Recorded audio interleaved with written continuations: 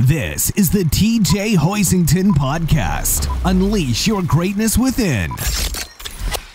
Hey there, and welcome to the Unleash Your Greatness Within podcast. Listen, you can find this podcast here on YouTube, no problem. You can also find it by downloading it on Apple Podcasts, iHeartRadio, Spotify, Google Play, and many other places. Hey, I invite you to go subscribe. In today's message, I just quickly want to share with you how to be a champion. What is the makeup of a champion? What is the slight edge? And what are the 6 D's of success?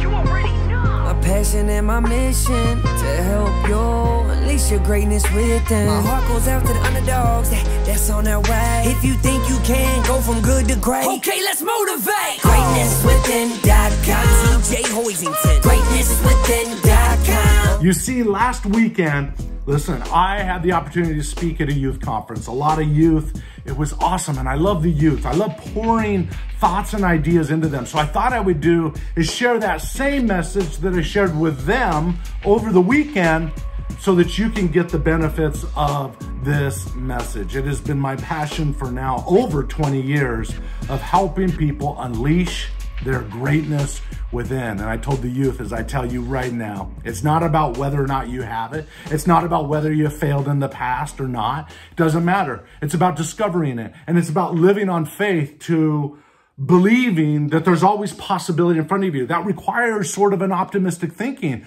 You may say, but that's fake though. No, it's not, right? You're going to find whatever you're looking for. You can find the evidence in your world to confirm whatever you believe to be true. What I suggest people do is suspend their current reality, meaning suspend your current beliefs that you have right now that are probably holding you back from that next level, right? Suspend them. Listen to the things that I share with you and pay attention to what resonates with your soul and then act on it. And you will realize you're much more capable than you think you are. It makes me think of the gentleman who was playing the piano late one night in the lounge. And as he was playing the piano, a fella came up to him and said, "Hey, I'm tired of just hearing you plucking on the piano. I want to hear some singing." And the pianist looked up at the person that was in the lounge and said, "I don't sing, I only play the piano." Well, the fella was a regular there, went over to the bartender, who was the boss, and said, "Hey, I want to hear some singing, or I'm going to leave and take my business somewhere else." Well, the bartender came over to the pianist and said, "Hey, these people in here, they want to hear some singing, just not playing the piano." And it just so happened that this person was in a trio, and he didn't normally sing. They had a lead singer that would normally do the singing that wasn't there that evening. And so he was kind of all by himself that night. And it just so happened his job was on the line. And the pressure mounted, and eventually nobody ever sang the song, Sweet Lorraine, like Nat King Cole. You see, he was not the lead vocalist, but we all recognize Nat King Cole today as someone who had a legendary voice. And to think that there was a point in his own life where he had to suspend reality and fear for a moment long enough to take a leap beyond what he was comfortable of doing before he realized he was more capable than he thought he was. And I say the same thing for you. What decisions do you need to make that you're holding yourself back from achieving that higher level of success for yourself based on competing and comparing with your own best self, right? Not competing and proving yourself to someone else, just being the best person that you could be. Hey, what are those inner goals that you've always longed to achieve, that you've made excuses that prevent you from achieving those goals or even taking a step? Listen, part of realizing the greatness within is facing your fears and realizing, hey, TJ said that if I trust the unknown and I keep taking action and I keep, planting those seeds, that eventually the fruit will come, the growth will come, the results will come. And I say that again here today. It's the same message I've been sharing for 20 years. So what is the makeup of a champion? Understand the secret of the slight edge. If you look at a champion and the runner-up, so think of it as a gold medalist and a silver medalist. Oftentimes, it's just a matter of 0.2 of a second difference in time that separate the gold from the silver, right? It's very slight edge. The chasm between success and the runner-up or failure is not that huge. It's usually a small degree difference. So the question is, who wanted it more is the question.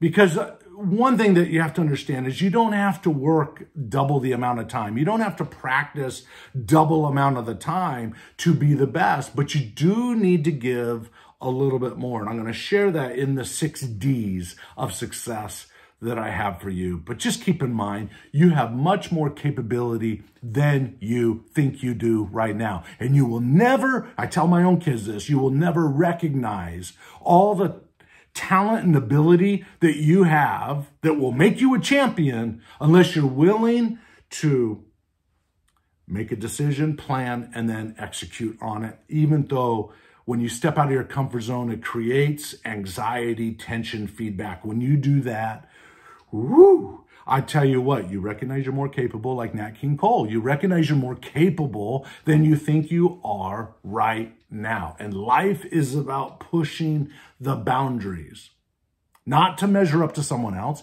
just to become all that you are capable of becoming. What's your legacy? What do you want to leave behind? What footprint do you want to leave? Or are you going to do what Bob Moawad used to always say, who I wrote the book, The Secret of the Slight Edge with? He would say, are you going to leave footprints in the sand or are you going to leave butt prints in the sand? All right, it's a choice. And life is about choice. And that's the one thing human beings have compared to the animal kingdom, is we have the ability to think and to think about what we're thinking about. Question for you. Can you program or condition an animal? You say, of course. All right, of course you can. Well, the question is, can you program and condition a human being? And you say again, of course you can, right? But here's what separates human beings from the animal kingdom. And Stephen Covey pointed this out. Although animals can be programmed and although humans can be programmed, Stephen Covey would say, only humans, through self-discipline and vision and hard work, can overcome your own programming. Wow, that's what separates you from the animal kingdom. The ability to think about what you're thinking about and make adjustments and decide that you can do things differently, think bigger, stretch a little farther, recognizing that you're capable. All right, so the difference between the gold and the silver is not because someone worked 50% more than someone else, but a good example of someone that I've always used as an example is Peter Vidmar in the 1984 Olympics. 1984, Peter Vidmar won, I believe it was, 4 gold medals in gymnastics. And one of the things that he said was he made it a habit at UCLA that when practice was over and everybody left the room after 6 hours or whatever the time was, he would stay and practice an additional 15 minutes. That's it. But 15 minutes, he said, over the course of a year is like 92 hours or something like that. Here's the point. You don't have to do double the amount of the next person, but you got to push yourself 2%. You've got to go push your current baseline is here. You separate yourself by pushing yourself a little bit more, an extra 15 minutes, an extra 10 minutes reading a good book, an extra 5 minutes going around the block, an extra time on some exercise. If you're a salesperson, knocking those last 3 doors, because that's where the success is going to come. That's what makes the champion. It's an attitude. It's someone who's willing to push themselves a little bit more than the other person. So that leads us right into the 6 Ds of success. And D number 1 is desire. The one thing that separates the high achievers from the average achievers and even the low achievers is who has bigger desire, right? The person who has the biggest desire is going to find a way to win. And that happens no matter in what field I'm talking about. Someone who has a burning desire, as Napoleon Hill, who wrote the book Think and Grow Rich said, a burning desire is the first law that separates the successful from the unsuccessful. Law number 2, define. You have to get specific about what you want. Define, right? I learned when I worked with Tony Robbins in 1999, so a couple decades ago, I worked with Tony Robbins. He would always say, a person with one watch always knows what time it is, but a person with 2 is never quite sure. I always love that, right? A jack of all trades is a master of none. So you've got to define what it is. You cannot be what Zig Ziglar said is a leaf in the windstorm and then expect to succeed. You've got to get focused, laser focused, based on a specific desire of what you want to achieve. That's going to be really vital. Okay, the third D that's vital for becoming a champion and achieving your goals and your dreams is that you must decide. It's all about making a commitment. I call it in If You Think You Can, my book, If You Think You Can, a true decision, right? Decision, part of the word is incision, to cut off from. And so what you have to do when I say decide, I'm telling you, you've got to make a true decision. A true decision is I am putting my foot in the sand and I'm never going to cross it. I tell you what, this is the decision I'm going to make and I'm going to own it. You've got to own it. And that all comes from the power that you have as a human being that has agency or freedom of choice, right? To make a true decision based on a strong desire and a specific plan, a specific focus. That's really vital. And then the next thing, D number 4, is you've got to dwell on it. One thing you see based on the research coming out of Harvard and many other universities is when you operate from the imagination, as you slow down and you see yourself achieving those goals, all of a sudden, the subconscious mind does not know the difference between something that is, Joyce Brothers taught this, that knows the subconscious mind doesn't know the difference between something that is vividly imagined with emotion or something that really happened. Okay, so it's almost like you can fake it till you make it, although I don't like that terminology. I'd rather you act as if, right, believing in the possibility. But what that involves is thinking ahead and imagining yourself accomplishing the goal that you've decided upon. When I wrote the Swiss Family Robinson sequel, which is the first Swiss Family Robinson sequel in 100 years. You can go verify this on Wikipedia. Type in Swiss Family Robinson, go to the Swiss Family Robinson Wikipedia page, and down below you'll see adaptation section, and there you'll see my name. I wrote that 400-page book, and I tell you what, the way that I was able to do it, because I had to take a year sabbatical to write that book, the only way I was able to accomplish it was to see in my mind's eye the end result, because writing is not easy for me, even though I've written several books at this point. It takes a lot of effort and it's painful to some degree. I'd rather research, but actually getting detailed in writing, sometimes that slows me down. But I'll tell you what, as you spend time dreaming about it and thinking about it, every moment you're thinking about it, all of a sudden the work involved becomes easy, right? Because it becomes a truth and a reality at the subconscious level. And like I said, the subconscious mind can't tell the difference between something that was vividly imagined or something that really happened, okay? So you've got to use that tool, that subconscious mind, to your benefit. All right, D number 5 is you must drive. Meaning, you've got to take action. You can't lay on your bed and imagine all day long and get excited and inspired, laying on your bed dreaming about your goal. You've got to take action. That's going to be key. You got to get out. And yes, you've got to work harder than everybody else, right? You don't have to work 50% harder than everybody else, but you've got to work, as Og Mandino would say, 2%, and that'll separate you from everyone else. Push yourself beyond your comfort zone, and you'll realize you're more capable than you think. And then you got to be, here's the last D. And the last D, research shows this is the only common characteristic among high achievers. And that is the 6th D is determination. You've got to have determination. When you don't see the fruition of your labors, when you don't see the growth, when you don't see the results come in really fast, listen, part of the law of the harvest is you've got to hang in there long enough. It's called delayed gratification. Is the third law of the harvest. And you can check that out on my YouTube channel or in my podcast, The Law of the Harvest. I have a whole video there. But delayed gratification, part of taking action and persevering means you've got to be patient long enough to keep taking action despite seeing the growth. And eventually, it's the law of the harvest. You'll eventually see the growth if you're consistent. If you don't give up, you've got to persevere.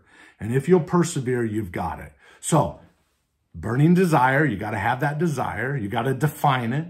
You've got to make a decision. You got to dwell on it. You then got to drive. You got to take action. And you've got to be determined. Dr. Benjamin Bloom said determination was the only thing that separated. When he studied the top performers in 120 different areas of expertise or industries, right? Athletes, actors, and so forth, business owners, and so forth, out of the University of Pennsylvania, long before Angela Duckworth, long before Martin Seligman, you had Dr. Benjamin Bloom that discovered it was not talent that made the difference. It was determination. In fact, when Dr. Benjamin Bloom interviewed the parents of the high achiever that they were researching and so forth, guess what the parents said? The parents said, you know what? It's interesting. The high achiever's brother or sister was the one that had the natural gifts, but never used it. Maybe you have a sibling you can think about that has a gift or a talent, but fear gets in the way, or they talk themselves out of it, or whatever. I'm telling you, if you do have the gift, hey, that's your secret weapon. If you will nurture that, if you will work at that. And I've always told my children who have all done well physically at sports, I tell you, I've always told them, champions are made when they practice outside of practice. It's giving that little bit outside of practice. And then I would just tell them, hey, believe. It'll come. It'll come. You'll get the results. The muscles will come in. The coordination will come in. As long as you're consistent, it'll all make sense at the right time. And that's my message for you. What makes a champion are those 6 Ds. You've got it. They're all within your control. You're a human being. Don't be a victim. Don't be a scarcity mindset type person that thinks there's only so many resources to go around. Be someone who's willing to name it, to claim it, is what I told these youth. Be an abundance thinker and believe in possibilities. Reach for the stars. If you reach for the moon, you'll probably just get out of orbit. But if you reach for the stars, you'll land on the moon. And better yet, you can maybe sail into the universe if you'll reach for it. And you look at these billionaires that are going to space, they are pushing the frontier of what's possible. Well, you could do that in your own life, but you're going to have to be willing to sacrifice and put some effort towards some things that maybe you currently feel uncomfortable because when you step out into that area, it makes you feel nervous or whatever. Listen, don't recoil. Don't pull back. The moment you feel nervous about something, just close your eyes and step into it. Now, considering that it's safe, I'm not asking you to jump off a cliff or do something crazy. Don't do something dumb. But what I'm saying is, in terms of your goals, if, let's say it's speaking in public, you want to do it, but the moment you think about it, you start talking yourself out of it. I say the moment you start talking yourself out of it is the moment you should stand up in yourself, go do it, trick your mind in such a way that you can go do that speech, own it the moment you're there, realizing that everybody's favorite, this is what I tell the youth, everybody's favorite subject is themselves. So the moment you're done with your speech, they're not going to be thinking about you anyway. So think about it. Just go and do your best, realizing most people are concerned about their own lives. So just go be the best you can be based on those 6 Ds, and you will be successful. You will unleash your greatness within. I hope this message with all my gusto was beneficial for you. Hey, do me a favor. Subscribe if you haven't subscribed, all right? Now go unleash your greatness within. What'd you think? I hope you enjoyed this podcast episode. You know, it's my pleasure to share these insights and distinctions that will lead to more happiness, fulfillment, and achievement in life. So, hey, if you like the message, if you like the podcast episode, hey, do me a favor. Would you give me a thumbs up? Would you give me a star rating? I'd really appreciate it. Better yet, if you wouldn't mind writing a little review wherever you're listening to this from, that would be really great. I'd appreciate it. All right, now go out there and unleash your greatness within. GreatnessWithin.com.